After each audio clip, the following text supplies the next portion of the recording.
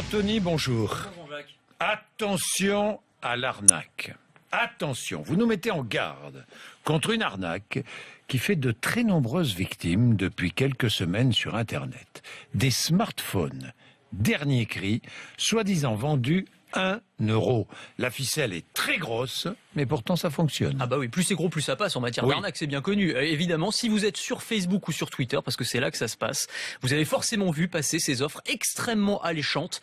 Un iPhone 6 vendu 700 € dans le commerce pour 1 euro. Alors évidemment, c'est une arnaque. Ça se présente sous plusieurs formes. Parfois, c'est un faux témoignage. Vous allez voir dans votre fil d'actualité, au milieu des nouvelles de vos amis, eh bien, quelqu'un qui dit « Je viens de recevoir mon iPhone, je l'ai payé seulement 1 euro ». Ou alors, vous avez plus subtil, de vrais faux articles qui reprennent le logo, la police du Monde ou du Figaro et qui vous disent depuis quelques jours, eh bien, en France, le dernier iPhone est vendu pour 1 euro seulement. Voici comment il faut faire pour l'avoir. Vous donnez vos coordonnées bancaires. Évidemment, vous n'allez jamais recevoir de téléphone. Et en échange, on va vous inscrire à un service surtaxé, on va vous abonner à un service de jeux vidéo ou de musique qui va vous débiter 40 à 90 € par mois. Et le temps que vous vous rendiez compte que c'est une arnaque, vous aurez été débité au moins une fois. Oui, et il n'y en aura pas pour tout le monde. C'est l'argument de vente. C'est toujours ça. Allez-y, précipitez-vous. Dépêchez-vous. Dépêchez-vous. Oui, évidemment, ça montre à quel point nous sommes dans l'irrationnel dès que l'on parle d'Apple. Non, mais c'est incroyable, incroyable. Certains sont prêts à croire tout et n'importe quoi. Oui, je vous avais déjà expliqué qu'il y a des neuroscientifiques qui ont fait des tests sur des fans d'Apple. On fait passer un IRM à un fan d'Apple. On lui montre des images d'iPhone. Les zones du cerveau qui sont stimulées sont les mêmes que lorsqu'on montre des images de Dieu à un croyant.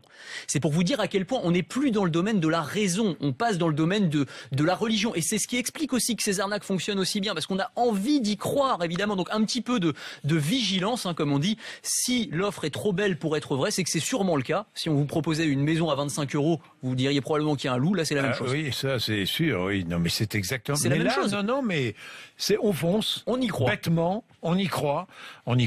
Un fan de la marque vient même de débourser 200 000 € pour avoir le droit de déjeuner avec Tim Cook, le PDG d'Apple. Le PDG d'Apple, c'était une vente aux enchères. Alors, c'est pour une bonne cause. C'était pour une œuvre de charité. Il a mis 1 heure de son temps précieux en vente. Un déjeuner pour 2 personnes au siège d'Apple à Cupertino.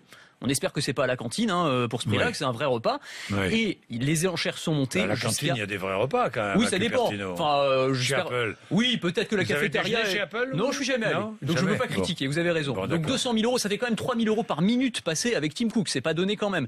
Et ce qui est intéressant, c'est de voir qu'il y avait d'autres stars qui étaient dans cette vente aux enchères et elles sont parties beaucoup moins chères. C'est-à-dire que Robert Downey Jr., par exemple, l'acteur Iron Man, vous voyez, il y avait une offre qui est partie à 10 000 € seulement, entre guillemets. Donc vous voyez, Tim Cook est beaucoup plus demandé, on va dire, que les plus grandes stars de la chanson ou du cinéma. C'est dire là encore à quel point les fans d'Apple sont prêts à dépenser des fortunes. Déjeuner avec Tim Cook, c'était le déjeuner le plus cher. C'était le déjeuner le plus cher devant toutes les autres stars. 200 000 €. Vous imaginez, vous êtes fou de votre smartphone. Racontez-nous, parce qu'en plus il y a une guerre. En plus, quand on a un iPhone, on dit c'est le meilleur du monde. Quand on a un Samsung, on dit c'est le meilleur du monde. Quand on a, ça c'est comme la meilleure voiture, le meilleur médecin, on a tous. Non, chacun a ses convictions. Chacun a ses convictions et les défend ardemment. On les défend beaucoup plus que pour toute autre chose. Tout à fait. Mais chez Apple, c'est particulièrement relevé quand même. Oui, c'est irrationnel. Qu'est-ce que vous en pensez, totalement. Mathieu? Oui, la première l'arnaque de l'iPhone à 1 euro, bien sûr. La première arnaque, c'est l'iPhone lui-même à plus de 1 000 €.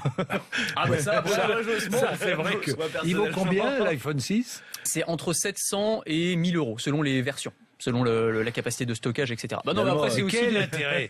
Jean-Jacques? Non, mais franchement, qu'est-ce qu'il a de plus? Moi, je vais vous dire, on a un peu de temps, donc on peut en parler. Moi, j'ai un iPhone 5, l'ancien modèle et tout. J'ai essayé l'iPhone 6.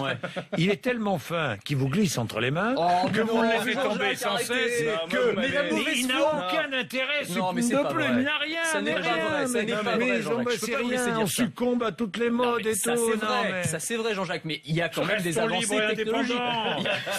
Ça n'empêche pas qu'il y ait des avancées technologiques, voilà, qu'il y a des meilleurs processeurs. Vous jouez pas les avancées technologiques. Vous jouez pas et ça c'est de l'arnaque. Mais non, il y a des avancées technologiques. Mais Jean-Jacques, si vous jouiez à des jeux vidéo sur votre smartphone, je doute que vous le fassiez. Vous vous rendriez compte qu'il y a une évolution d'un modèle à l'autre. Voilà. Si vous envoyez juste des SMS, vous vous rendez pas compte. Crèmerie, il défend Apple ce matin, mais Anthony m'avait convaincu d'essayer. Je défends pas une marque. Mais c'est vrai que quand on passe d'un modèle à un autre, il peut y avoir des évolutions. Mais on sent. Ouais. Enfin, ça reste fabriqué. Oui, c'est fabriqué en Chine, mais les Marseillais. Ah, je vais m'y mettre. Tiens.